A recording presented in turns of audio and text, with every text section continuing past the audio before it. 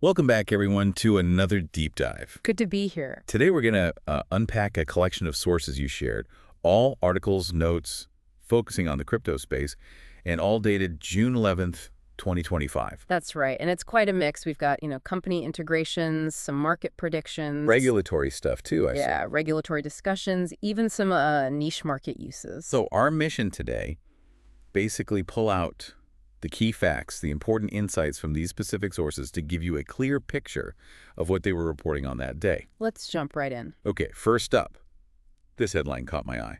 Rumble to integrate Bitcoin Lightning for creator payments.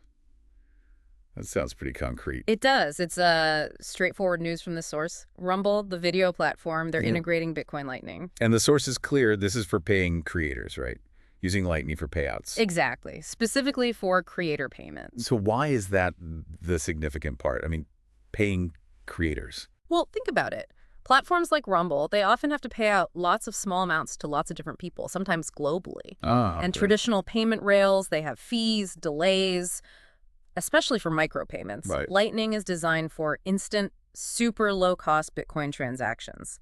So the source suggests this is Rumble using crypto tech to solve a real business problem, making creator payouts, especially small ones, efficient. Makes sense. A practical application. Then the sources seem to pivot a bit, looking more at market perspectives, predictions from that same day. Yeah, I saw this piece mentioning Arctic Pablo. Right. This article apparently positions Arctic Pablo as potentially the best crypto to invest in 2025. Okay, bold claim. And it mentions this within the context of, thousands of tokens flooding the market, that whole search for the next big thing. And it gives a specific target. It does, yeah. The source says Arctic Pablo heads to 0.008. Very precise. Interesting. So one source is highlighting this kind of speculative altcoin play. It definitely shows that side of the market, looking for those maybe high-risk, high-reward situations. But then, completely different vibe. We've got Michael Saylor's perspective in here, too. Yeah, and he seems very much focused on Bitcoin and very bullish. The source says he rejects crypto winter fears. Completely dismisses them, according to this article. Thinks that phase is over. And his prediction. Wow.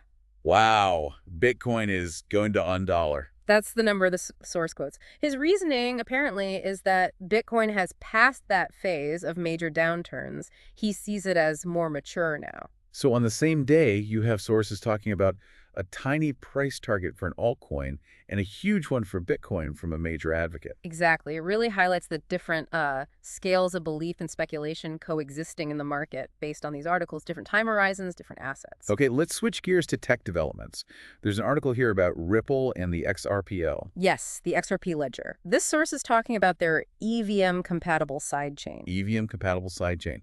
And the news is it's launching. Set to launch, yeah. And the stated goal, according to this source, it's pretty ambitious. Which is? To be the most effective tool for facilitating the biggest onboarding of users and projects in the XRP ecosystem. Okay, break that down. EVM compatible. What does that actually mean here, and why does the source think it helps onboard people? Good question. So EVM is the Ethereum virtual machine. It's like the operating system for Ethereum smart contracts and apps. Planet. By making this sidechain EVM compatible, Ripple aims to let developers who build on Ethereum easily bring their stuff over to the XRP ledger ecosystem. So tap into that huge pool of existing Ethereum developers and projects. Exactly. The source suggests it's about lowering the barrier, making it easy for potentially thousands of existing projects and devs to start building on or interacting with the XRP ledger, hence the biggest onboarding claim. All right, now let's look at regulation and how traditional finance is interacting. News from Korea. Yeah, the Bank of Korea. This source says the governor was planning to meet with bank chiefs. And the topic. Specifically discussing a potential stablecoin policy shift. Okay, and what are the concerns mentioned? The source highlights worries about stablecoin risks and, interestingly, the potential impact on the central bank's financial system control. Financial system control, what does that imply? Well, the article also mentions a possible new law allowing fintech firms to issue stablecoins pegged to the Korean one. Oh, wow. So the concern, as framed in the source, seems to be that if private companies start issuing lots of digital one, it could make it harder for the central bank to manage the money supply or implement monetary policy effectively. It's about who controls the currency, essentially. Right, maintaining oversight. That makes sense. And sticking with regulations, there's this piece on Solana ETFs. ETFs, exchange-traded funds. I saw this one citing Bloomberg analysts. Yeah, and they're suggesting, according to the source, that the US SEC might start approving altcoin ETFs pretty soon, maybe even next month. Altcoin ETFs, not just Bitcoin. Exactly. And they apparently give a Solana ETF really high odds, a 90% shot, the source says. 90%. And the headline asks, altcoin summer ahead. Huh. Okay, so what's the big deal about altcoin ETFs versus the Bitcoin ones we already saw? Well, Bitcoin ETFs open the door for traditional investors to get Bitcoin exposure easily through their regular brokerage accounts. Right. If the SEC starts approving ETFs for major altcoins like Solana, as this source speculates, it could unlock a lot more traditional capital for those specific assets. It would make it much simpler for mainstream investors to bet on altcoins. So potentially a big inflow of money into things beyond Bitcoin. That seems to be the implication suggested by the source, hence the altcoin summer speculation. It's about broadening that regulated access. Okay, one last area covered in these sources, niche adoption. There's an article titled Top BitTorrent BTT Casinos of 2025.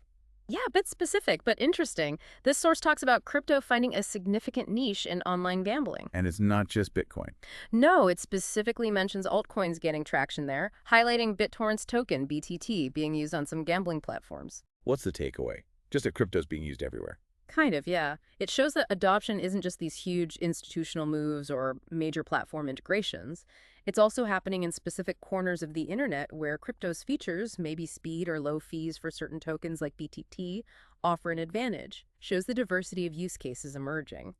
So let's try and connect these dots. Just based on this June 11th snapshot, we've got Rumble actually using Bitcoin Lightning for payments that's real adoption. Yeah, practical use. Then you've got the market view, wild speculation on altcoins like Arctic Pablo, alongside huge conviction bets on Bitcoin from someone like Saylor. Total contrast there. Tech development continuing, like Ripple trying to pull developers in with its EVM sidechain. Building the infrastructure. And regulators are definitely paying attention. The Bank of Korea worried about stablecoins, U.S. analysts predicting SEC moves on altcoin ETFs. That's major institutional focus. Huge implications there. And even niche uses like BTT and online casinos finding its place. Right. It's not just one thing happening. It's adoption, building, speculation, regulation, all churning at the same time, according to these sources. What piece stands out most to you from this mix? Anything particularly surprising or telling?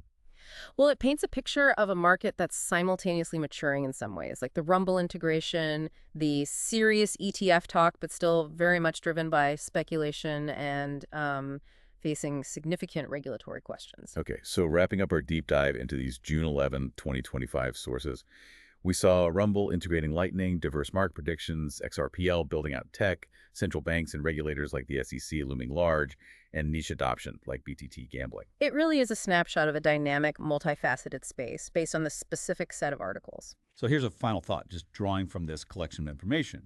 You have real-world use cases taking hold, serious regulatory bodies engaging, tech development pushing forward, alongside intense market speculation and niche utility. Based purely on these sources from that one day, what does that combination suggest to you about the direction of the crypto market? What kind of overall picture does this particular mix paint?